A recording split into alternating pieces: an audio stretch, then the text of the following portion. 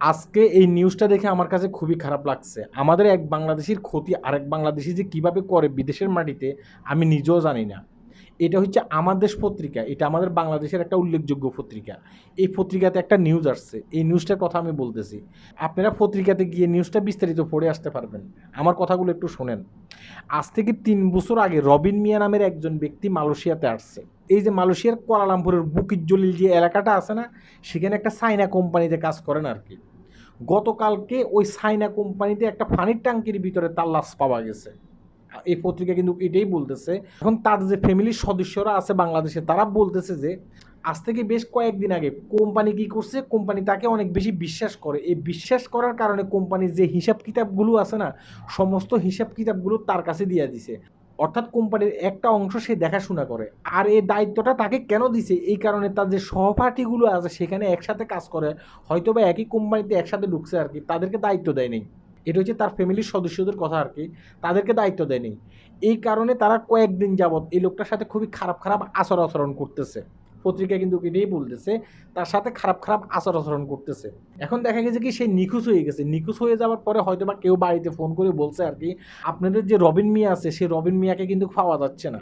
এখন যে নিখোঁজ হয়ে গেছে, নিখোঁজ হয়ে যাওয়ার একদিন পরে, অর্থাৎ ওই কোম্পানি যে কোয়ার্টার দিয়েছে না, সে কোয়ার্টারের একটা টাঙ্কির ভিতরে তার লাশটা পাওয়া গেছে। এখন তার ফ্যামিলির অভিযোগ হয়েছে যে এই যে লোকগুলো দীর্ঘদিন পর্যন্ত তার সাথে থাকে, তার সাথে খারাপ আচরণ করে, তাকে যে কোম্পানি একটা দায়িত্ব দিয়েছে সেই দায়িত্বটা তার কলিগদের পছন্দ হয়নি, অর্থাৎ তার সাথে যারা কাজ করে তাদের পছন্দ হয়নি।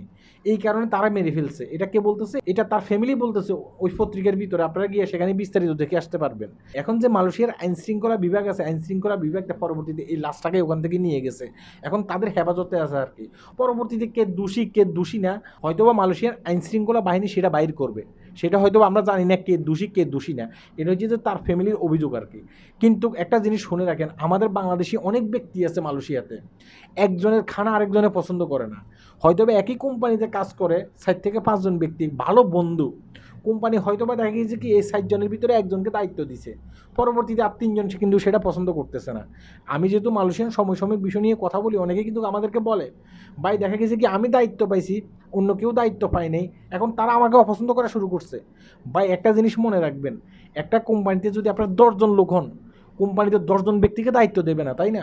কোম্পানি সেখানে একজন ব্যক্তিকে দায়িত্ব দেবে। এখন সেই ব্যক্তিটা তো বাংলাদেশি, যাকে দায়িত্ব দিচ্ছে সে তো বাংলাদেশি, আপনারা তাকে মানেন, সমস্যা কোথায় মানতে? আপনাদের সবাইকে যদি এভাবে দায়িত্ব দেওয়া হয়, তাহলে তো দায়িত্ব কেউ পালন করবে না। আর এই কারণে দেখা গেছে কি আপনারা নিজেদের ভিতরে মারামারি করেন। আমি জানি না এই লোকটা কীভাবে মরছে, কিন্তু তার ফ্যামিলির অভিযোগ হয়েছে ঠিক এভাবেই মরছে কিন্তু লোকটা। আপনারা যেখানেই কাজ করেন না কেন, একটা জিনিস মনে রাখবেন যে দায়িত্ব পাইলে একজন ব্যক্তি পায়। আমাদের বাংলাদেশের প্রধানমন্ত্রী একজন, মালয়েশিয়ার প্রধানমন্ত্রী একজন। এখন সবাই যদি বলে যে না আমাদের সবাইকে কিন্তু প্রধানমন্ত্রীর দায়িত্ব দিতে হবে, সবাইকে কি প্রধানমন্ত্রীর দায়িত্ব দেওয়া সম্ভব? তাই কেন নিজেদের ভিতরে এভাবে ফিডাফিডি করেন আমি বুঝি না। আমাকে এভাবে অনেকেই বলে ভাই আমাকে দায়িত্ব দিয়েছে তাই আমার ঘনিষ্ঠ লোক আমার কাছ থেকে দূরে সরে গেছে, কেন তাকে দায়িত্ব দেয়নি? সে দেখা গেছে কি আমার সাথে রাগারাগি করে, সে আমার সাথে একসাথে থাকে না, এভাবে কিন্তু অনেকেই বলে ভাই।